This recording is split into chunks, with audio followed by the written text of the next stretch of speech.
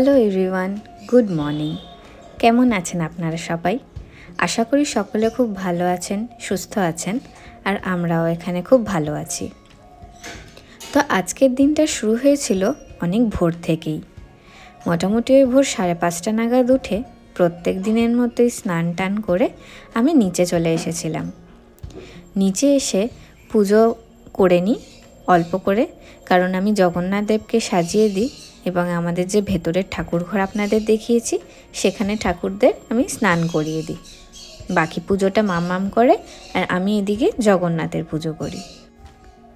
ওই দেখুন, চেরি আর mango morning ওয়াকে বেরিয়েছে। তো যেটা বলছিলাম আর কি, জগন্নাথ দেবকে সাজিয়ে দিয়ে এবং ভেতরের ঘরের ঠাকুরদের স্নান করিয়ে আমি চলে আসি এদিকে রান্না করতে। সমস্ত রান্না হয়ে যাওয়ার পর শিবজিৎ আর বাপাইকে আমি খেতে দিয়ে এবং ওদের টিফিনগুলো প্যাক করে একেবারে গাড়িতে তুলে দিই। ওদের খাওয়া দাওয়া হয়ে গেলে ওরা বেরিয়ে যায় এবং তারপরে আমি আসি জগন্নাথ দেবের বাকি পুজোটা করতে। পুজো হয়ে গেলে পর আমি পড়তে বসি বা আমার অন্যান্য যে কাজকর্ম থাকে সেই সব করি এবং ঘর গুছানো, ঘরের টুকিটাকি যে আলাদা কাজগুলো থাকে সেগুলো করে নিই। ওই দেখুন ওরা বেরিয়ে গেল। এখন আমি যাব, গিয়ে জগন্নাথ দেবের বাকি পুজোটা সেরে ফেলবো। তার আগে যাই একটু বাগানের ওই দিকটায় ঘুরে আসি। আমি রোজই ভাবি সকালের দিকে একটু বাগানে যাব, কিন্তু কিছুতেই সময় হয়ে ওঠে না। আর সারা দুপুর পড়াশোনা করার পর এই বিকেলের দিকে যখন ভাবি যে একটু বাগানের দিকে যাব, কিন্তু প্রায়শই আমার অন্যান্য কাজ করতে করতে বেশ সন্ধে হয়ে যায়। যেহেতু এখন শীতকাল প্রায় আসছে, তো সন্ধেটাও তাই তাড়াতাড়ি হয়ে যাচ্ছে। এই দেখুন, এনারা এখন এখানে মন খারাপ করে বসে আছে, কারণ দাদা চলে গেছে কাজে। আর এনারা কিন্তু খুবই দুষ্টু। চেরি এখানে মন খারাপ করে শুয়ে আছে ঠিকই, চেরিকে এখন আমি যদি ডাকি তাও খুব একটা সাড়া টাড়া দেবে না, ও খুবই ব্যথিত। কিন্তু ম্যাঙ্গো কিন্তু একটা দুষ্টুমি করছে। ও কি করে, ওর যেহেতু এখন ওই চিউইং টেন্ডেন্সিটা আছে, ও এই যে সমস্ত কাঠের আসবাবপত্র আছে আমাদের বাড়ি, সেগুলো নিচের দিকটা এরকম কামড়ে কামড়ে সব নষ্ট করে দিচ্ছে। তো যাই হোক, এই এখন দেখুন মাম্মাম ঠাকুর ঘরে পুজো করছে। এই যে আমাদের ঠাকুর ঘর, আপনাদের আগেও অনেকবার দেখিয়েছি, আরও একবার দেখাই। আমাদের এই ঠাকুর ঘর কিন্তু পুরোপুরি মন্দিরের মতোই দেখতে। শুধু দেখতেই নয়, আগেকার দিনে যেহেতু মন্দির বা বাড়িরই যে মন্দির হতো যেখানে পুজো করা হতো ঠাকুর ঘর, সেটা বাড়ির থেকে আলাদা হতো। তো এই আমাদের যে ঠাকুর ঘর, তাও কিন্তু আমরা যেখানে থাকি অর্থাৎ যেখানে আমরা বসবাস করি তার থেকে আলাদা করা, পুরোপুরি ডিট্যাচ। এবং তারপরে আমাদের ঠাকুর দালান শুরু হয়। তো সেই কনসেপ্ট কিন্তু এই বাড়িতে আপনারা দেখতে পাবেন। আর আমাদের এই দুর্গা দালানের উপরে কিন্তু প্রচুর পায়রার বসবাস এবং তাদের জন্য আলাদা করে খোপও করা আছে। তো চলুন আমি এখন চট করে জগন্নাথ দেবের পুজোটা সেরে নিই, না হলে আবার ওই দিকেও অনেক দেরি হয়ে যাবে।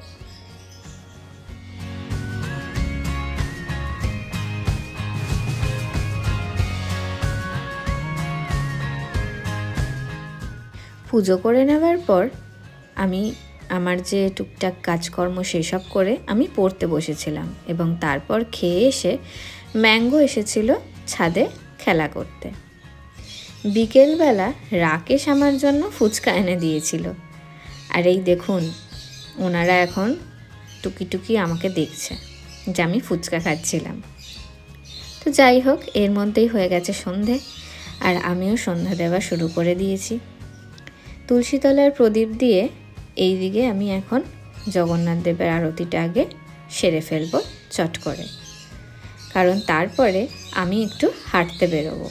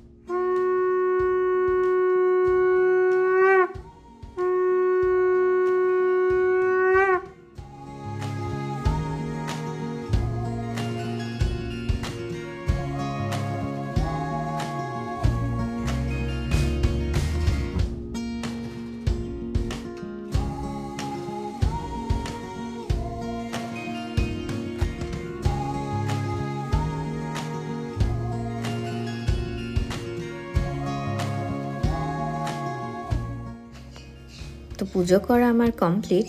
এবার একটু বসেছি চা নিয়ে। চাটা খেয়ে আমি এবার বেরোবো। তো যেরকম কি আপনাদের বলছিলাম যে আমি এবার যাব হাঁটতে। তার আগে আমি ফ্রিজ থেকে মাছগুলো বার করে রেখেছি, কারণ আমি এসে রান্না করব। আর শ্যামলী মাসিকে বলেছিলাম আনাজগুলো কেটে রাখতে, যাতে আমার একটু সুবিধা হয়। তো মাছ টাছ বের করে নুন হলুদ মাখিয়ে এবার আমি বেরিয়ে পড়ব।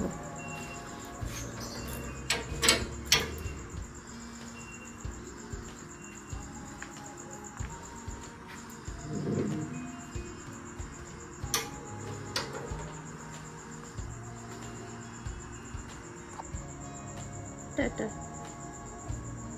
টাটা। আমরা যখনই কেউ বাড়ি থেকে বেরোই, ম্যাঙ্গো বা চেরি দুজনেরই কিন্তু খুব মন খারাপ হয়ে যায়। ওরা ভাবে এরা কোথায় যাচ্ছে আমাদেরকে না নিয়ে।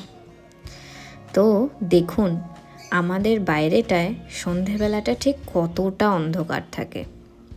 এটাই কিন্তু গ্রামে থাকার পার্কস, যে আপনি এতটা ঘুটঘুটে অন্ধকারের মধ্যে দিয়ে যাবেন। আমার কিন্তু কোনোদিনই ভয় লাগে না। চলুন আপনাদের একটা গল্প বলি। আমারই গল্প, সেরকম ইন্টারেস্টিং কিছু নয়, তবে আপনাদের শোনাবো আমি। তা হলো, বিয়ের আগে আমি প্রত্যেক দিন প্রচুর হাঁটতাম।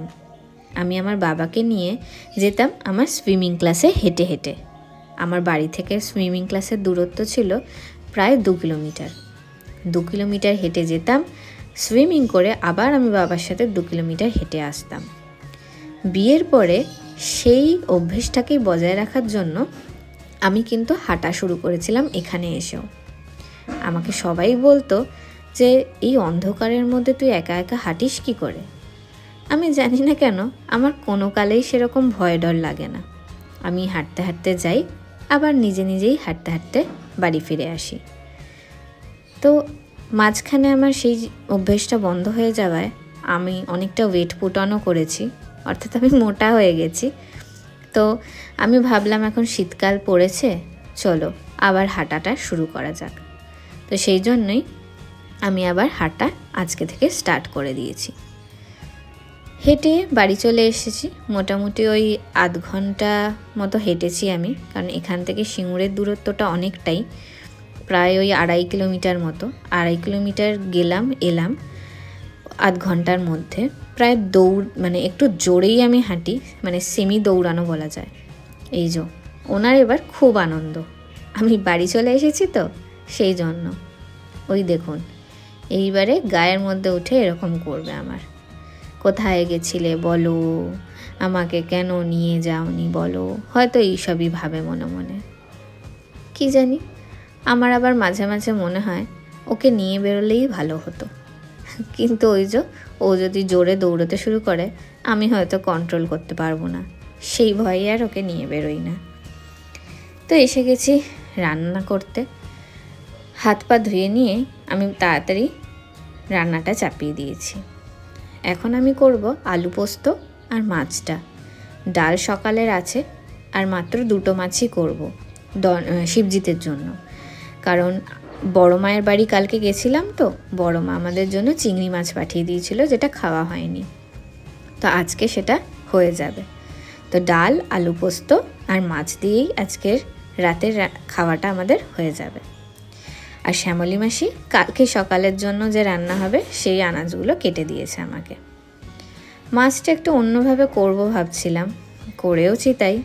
কিছুই না, একটু কালিয়া মতো করার চেষ্টা করেছি, কিন্তু অন্যভাবে কাজু বাদাম আর একটুখানি পোস্ত দিয়ে। রান্নাটা মোটামুটি ভালোই হয়েছিল খেতে।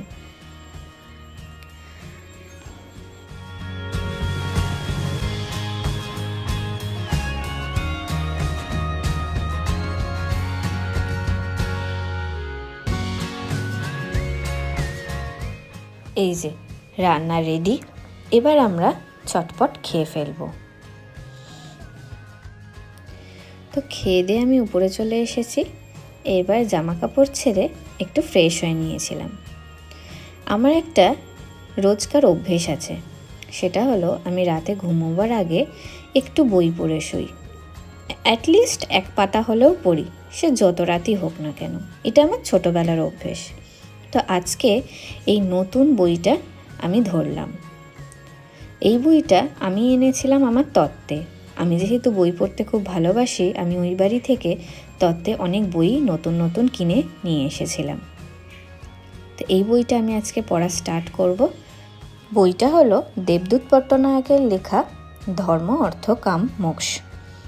তো চলুন, এই বইটা পড়তে পড়তে আমার ঘুম এসে যাবে এবং আজকে আমি ঘুমিয়ে পড়ব। দেখা হচ্ছে আবার আপনাদের সাথে কালকে আর একটা নতুন দিনের নতুন গল্প নিয়ে। তো আজকের মতো এই পর্যন্তই। Tata, good night.